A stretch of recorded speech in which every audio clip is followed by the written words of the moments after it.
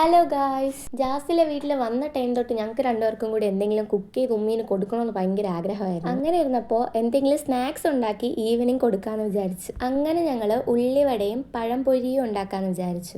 ഞാൻ പഴംപൊരിയും ജാസിലെ ഉള്ളിവടയാണ് ഉണ്ടാക്കുന്നത്.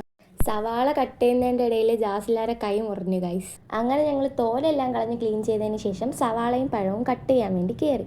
ആരുടെ സഹായം ഒന്നും വേണ്ട, ഞങ്ങളെല്ലാം ഒറ്റയ്ക്ക് ചെയ്യുന്നു വേണ്ട. എനിക്ക് പിന്നെ പണ്ടേ കുക്ക് ചെയ്യാനെന്ന് അറിഞ്ഞൂടാ ഗൈസ്. ജാസിലയുടെ ഒറ്റ നിർബന്ധത്തിലാണ് ഞാൻ കുക്ക് ചെയ്യാൻ വേണ്ടി കയറിയത്. ഈ ഉണ്ടാക്കുന്ന 2 സാധനത്തിൻ്റെ റെസിപ്പി അവൾക്ക് അറിയാമെന്ന് പറഞ്ഞുകൊണ്ടാണ് ഗൈസ് ഞാൻ ഈ പണിക്ക് നിന്നത്. ആദ്യം അവളെല്ലാം എനിക്ക് പറഞ്ഞു തന്നു, പിന്നെ ഞാനെല്ലാം അങ്ങോട്ട് പറഞ്ഞു കൊടുക്കേണ്ട അവസ്ഥയായി. അങ്ങനെ സവാളയും പഴവും എല്ലാം കട്ട് ചെയ്ത് മാറ്റി വെച്ചതിന് ശേഷം ഞങ്ങൾ അതിന് വേണ്ടിയുള്ള ബാറ്റർ തയ്യാറാക്കാൻ തുടങ്ങി.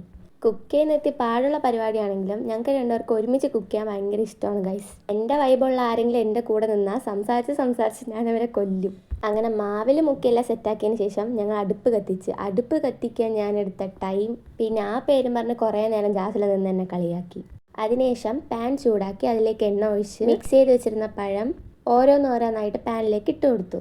അവിടം വരെ കാര്യങ്ങളൊക്കെ സ്മൂത്തായിരുന്നു ഗൈസ്. പിന്നെ പഴം മറിച്ചിടണ്ടേ, അതിനെനിക്ക് അറിഞ്ഞൂടെ ഗൈസ്. ഉള്ള എണ്ണ അത്രയും ജാസിലാരെ കയ്യിൽ തെറിച്ചതല്ല, ഞാൻ തെറിപ്പിച്ചതാണ് ഗൈസ്. അങ്ങനെ നീണ്ടു നിന്ന പരിശ്രമത്തിന് ശേഷം ഒരുവിധം ഞാൻ എങ്ങനെയൊക്കെയോ മറിച്ചിട്ട് പിന്നെ അത് കോരി മാറ്റിയതിന് ശേഷം രണ്ടാമത്തെ സ്റ്റെപ്പ് ഇട്ടു.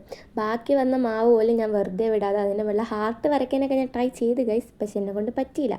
സ്വാഭാവികമായിട്ട് അത് ഫ്ലോപ്പായിപ്പോയി. അങ്ങനെ നമ്മളെ പഴംപൊരി അവിടെ സെറ്റായി. ഇനി ജാസിലാരട്ടെ നെക്സ്റ്റ് ഉള്ളിവട നമുക്ക് പൊരിക്കാം ഗൈസ്.